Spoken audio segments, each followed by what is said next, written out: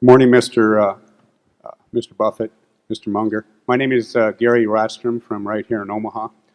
My question is, somewhere I thought I've read that you buy at least one share of every company on the New York or on the exchanges to get the annual report. Is that true, or is that a thing of the past?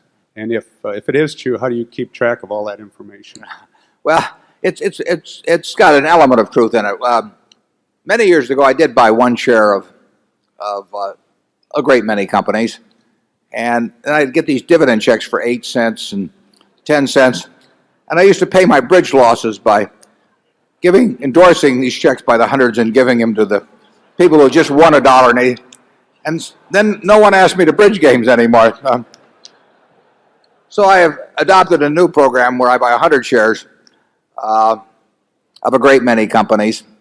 I buy them in my foundation so I don't go crazy at income tax time.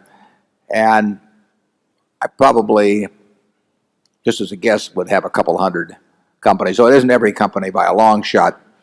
But there are at least several hundred companies where I want to be a registered shareholder and to make sure I get the mailings promptly. And I do keep those around, and even after I lose interest, I very seldom sell one, so I'll just keep buying more.